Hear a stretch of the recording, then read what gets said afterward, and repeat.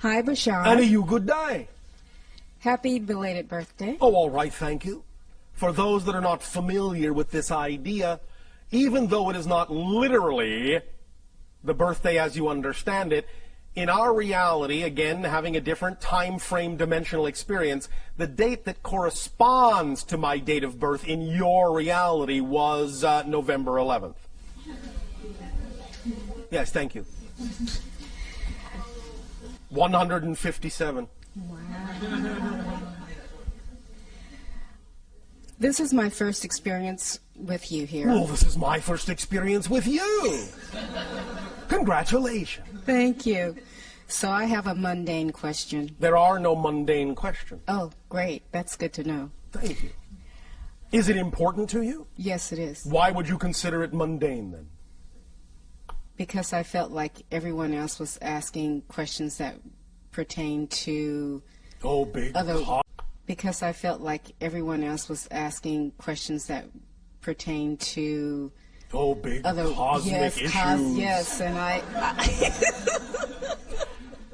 The daily questions of physical life are just as spiritual as any other question. You understand? Yes, thank you. Equality to all.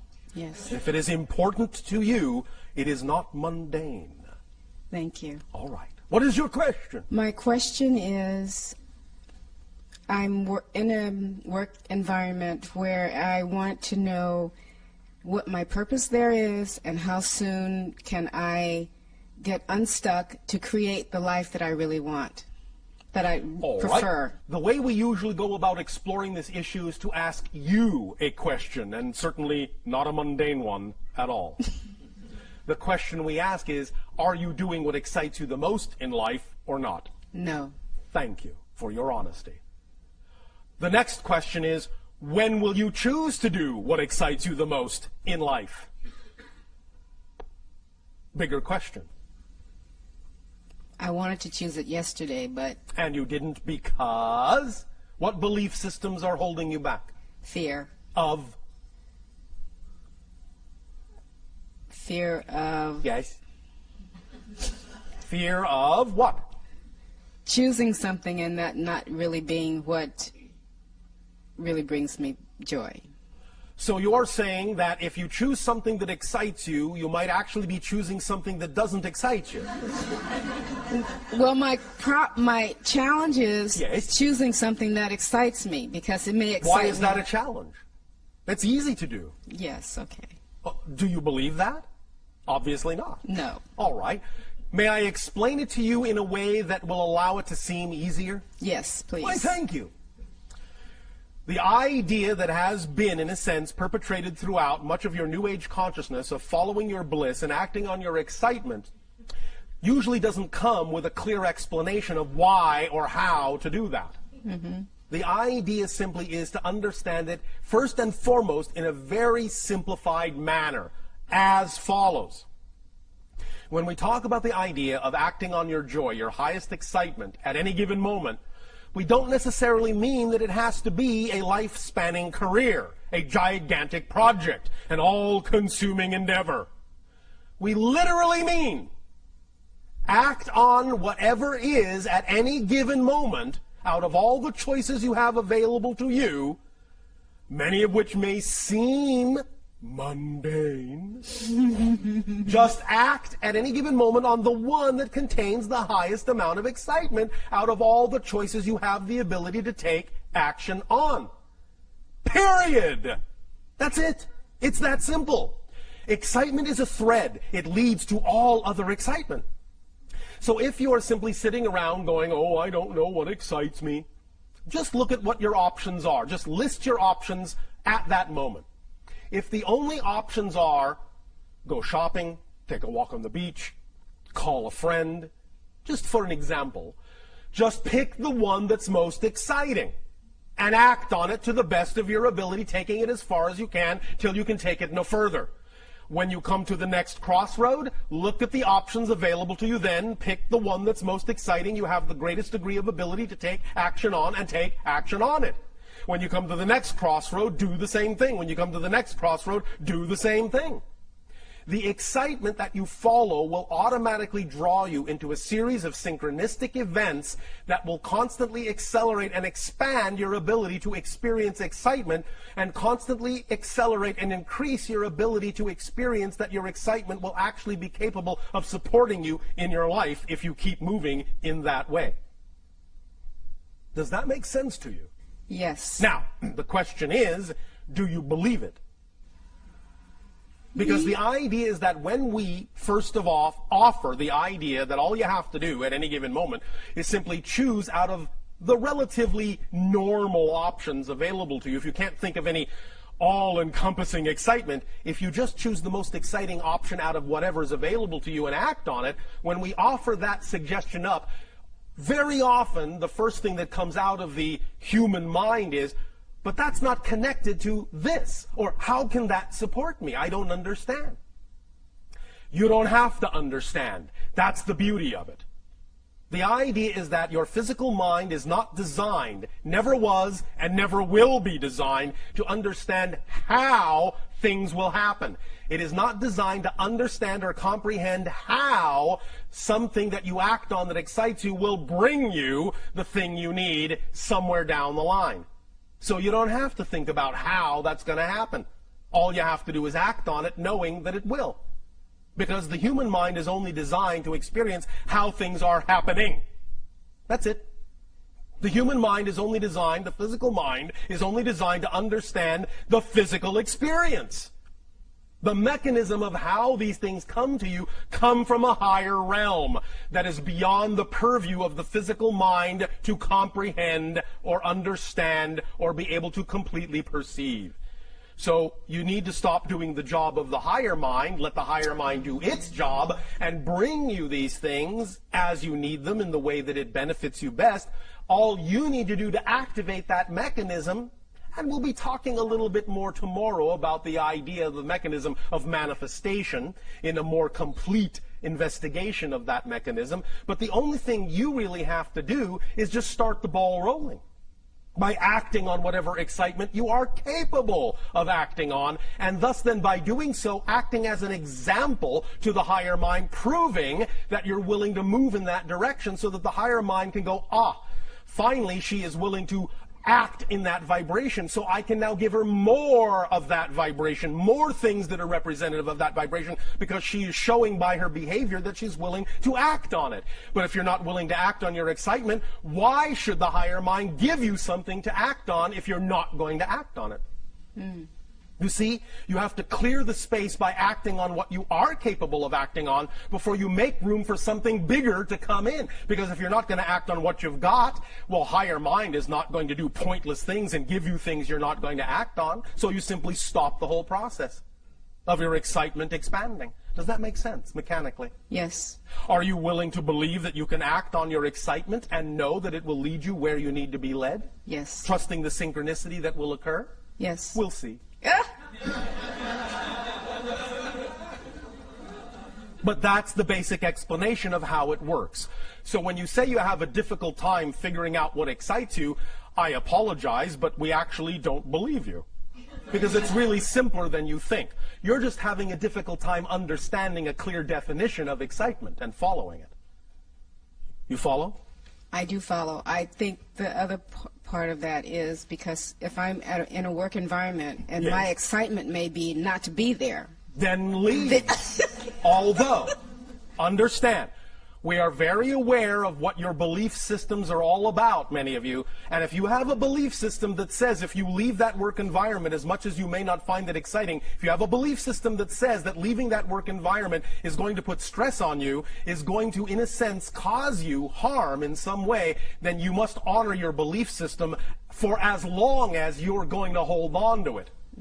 But at least take the steps you can take. At least take the steps of acting on your excitement that you are willing to take. And the more you do that, the more your excitement will prove to you that it can support you as well. And the more it shows you it can support you, the more you'll be willing to let go of those things you don't prefer.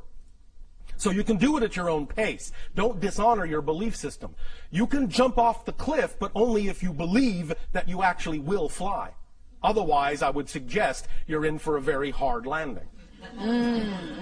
So don't dishonor your belief system. Don't just think, all right, I'll just throw caution to the wind and ignore my beliefs. Just think, all right, I'll just throw caution to the wind and ignore my beliefs. That will always get you smacking into that brick wall we're going to talk about tomorrow. But the idea is that when you work with your beliefs and understand why you have the belief that you can't be supported in something that you love as opposed to something you don't love, then when you work with those beliefs, you can change them. And the more you change them, the more you will relax into understanding how your excitement can, in fact, support you. One very strong exercise that I would always suggest to many of you, because it is based in your own reality, so it has more opportunity to stick in your mind, is to look at examples in your world of people that are making a living, in fact making a wonderful living, being supported by doing nothing but the thing that excites them the most. Because I guarantee you, when you look at them and understand how they're doing that, you will understand that if they can do it, you can do it. There is nothing special about them in that context.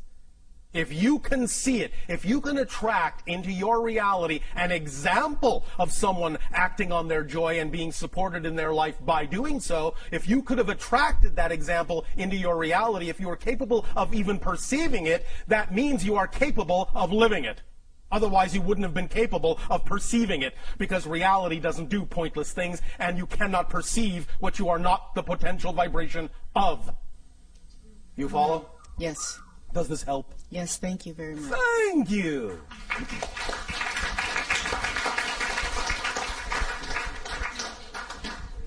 That was exciting.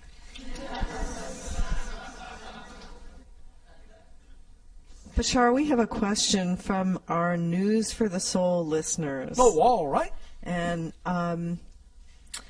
this question is,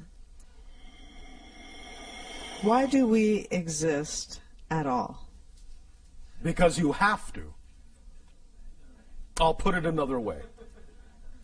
Existence simply is. The question, why does existence exist, is a question created within existence. The question is subject to existence. Existence is not subject to the question. Existence only has one quality, to exist. Therefore, that which exists simply exists. It doesn't in any way, shape, or form need to justify its existence by asking, why does it exist? Existence exists because that's the quality it exhibits. Existence. That's amazing. We think so. All the things that will never exist already don't exist. There's no room in non-existence for the things that do exist. Therefore, if it exists, it doesn't need to explain why it exists. It exists because it's not non-existence. Therefore, the only other place it can be is in existence. That's the ultimate polarity of creation. I get the feeling that the people on your planet enjoy that kind of thinking. We do. There was one other question that I thought I'd slip in here Oh, from all right. another listener, and that is, what's the best way to overcome a phobia? It depends. There is no one best way. It depends upon the person. It depends upon their belief systems. It depends upon what permission slips work best for them. The best way, euphemistically, is their way. Whatever their imagination tells them is their best way. There are any number of suggestions we can make, depending upon the person, depending upon the phobia, but you have to go on a case-by-case basis. There may not necessarily be a generalized idea that will work for all people. Well, what is the basis of phobia? The basis of phobia is the idea of a belief system that allows you to see a representation of the belief that you are completely out of control. Does that make sense? Yeah, and so the specific phobia is a symbolic representation of the kind of belief, the kind of experience of being out of control that the person has. So, if you wish to carry this further, you could say the best way, quote unquote, to understand how to create or alleviate the creation of the phobia is to understand the symbology of what it is the person is phobic about, as a symbolic representation of the control issue they feel that they lack within themselves. A lot of times people think they're connected like with a past life.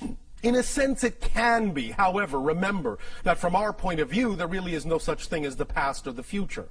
So if they feel it's connected to another parallel, simultaneously coexistent experience, they have to understand that they're actually choosing to create that from the present life and simply cross-connect to another presently existing life for a purpose, for a reason, for an exploration, for an experience, for a lesson. So when they get, first of all, in touch with the idea that it doesn't come from the past, it is a present connection, therefore it brings it into the present, it brings it more into control, they will understand they have more control about how to deal with it. Because it's not coming from some deep, dark, mysterious past that they can't access. It's all being created now in the present, because here and now is all there is. There is no past, there is no future. There is only now. Does that make sense? Yeah, it sounds like a person will choose a corresponding life, a parallel life that has a symbolic representation of an issue that they're dealing with. Yes, now. they could. And in examining that, if that's one thing they would like to do, they don't have to, but in examining that, it might give them some reflective insight into what they have chosen to create for themselves in the life that they are dealing with. If they resolve the issue, that's one of the paths, obviously, for That's one way. alleviating it. But there's also things like desensitization. There are any number of techniques and tools and permission slips. It depends on the person. It depends on the choice. It depends on the experience they have chosen. It depends on a case-by-case basis. Depends on the beliefs. Okay. Depends on the purpose for why they are having that experience. Depends on what they're going to get out of it. Depends on what they're going to learn. Depends on how it will expand them. Depends on many things. However, if you wish to break it down generally to the quote-unquote, again, best way, by always acting to the best of your ability on the thing that excites you the most, that process in and of itself will always force you to face whatever issues need to be faced and integrated to allow you to continue on the path of acting on your excitement. Now, of course, if someone is phobic about acting on their excitement, they may be creating an interesting vicious circle experience for themselves. Nevertheless, it will still, by being willing to take any action in that direction at all, open up the synchronicity that will bring to them whatever experience they need to face that issue and bring also with it all the information necessary to deal with that issue if they are open to it. We understand that very often negative beliefs and fear may make it seem as if that's the last thing they want to do, but that's one of the things we're also going to be discussing tomorrow in terms of X-raying the structure of negative beliefs. So, for the idea of phobias, really understanding the structure of the belief that is causing the phobia can also be of great assistance, but the structure of that belief may vary from phobia to phobia and person to person. So there's no, again, exactly one best way, but on a very fundamental level, certainly understanding the structure of the belief that's causing the phobia can at least give a person a head start. All right? Okay, that's great. Thank you. Thank you. Hello. And a you good day. I only have 2 questions. Oh, only 2. Oh, all right. My first question is I am experiencing a lot of change. I am experiencing a lot of change and transition like many people. A lot of what I've built up, Congratulations. I've had to let go of. Yes. And I'm just wondering if there anything that you could tell us that will help this transition move a little bit more smoothly. Thought I just did. Act on your highest joy to the best of your ability. Now, understand this. When we talk about acting on your excitement, it's because we know that excitement is actually a complete kit. It's the driving engine and the organizing principle of your entire life. So when you act on it fully, as best as you can, what will come with it are all the things necessary to actually allow you to expand in the smoothest, most effortless, most joyful way possible. It's a complete kit.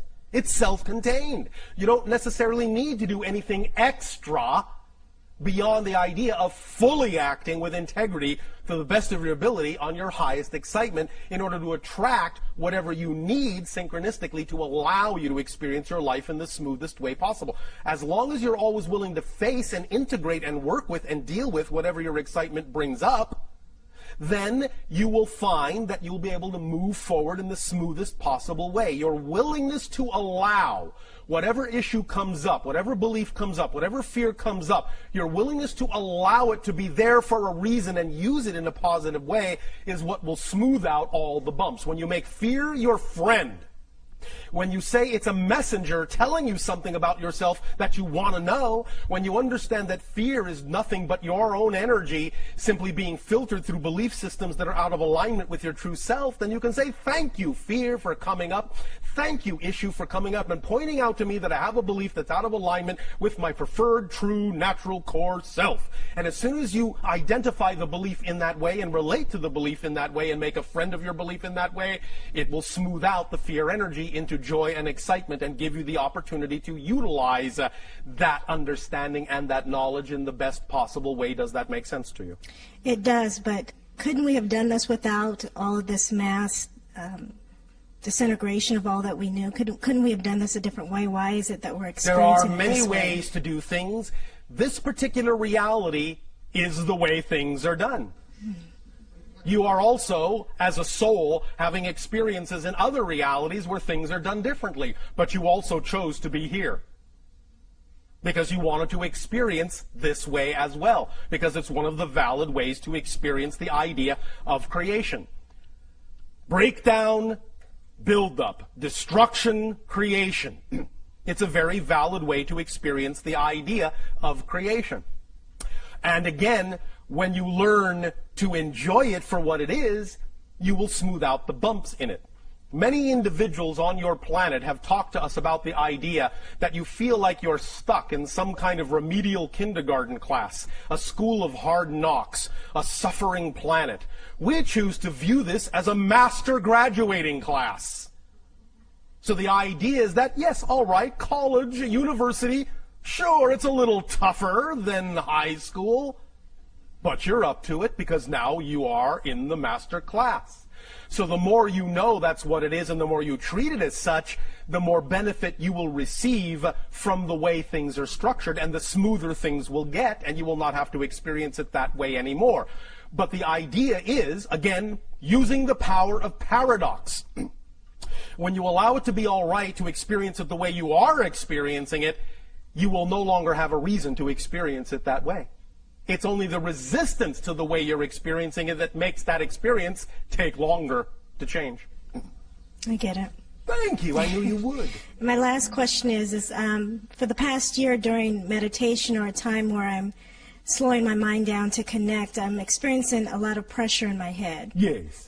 Could you explain what that's about? There are sometimes different symptomologies when you are realigning energies. Sometimes there are physiological side effects or symptomologies. That's all right. They will dissipate. As you become more smoothly aligned and less resistant to certain kinds of change, those pressures will smooth out.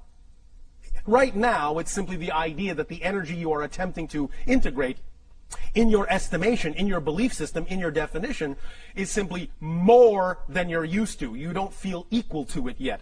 Therefore, as we have euphemistically said by analogy, it's like you are trying to download a dam full of water through a garden hose. There is pressure. But when you widen the hose into a giant conduit, the pressure will be relieved because you become more equal to the energy you are channeling. You follow? Yes, I do. Does that help? Yes, thank you. Thank you.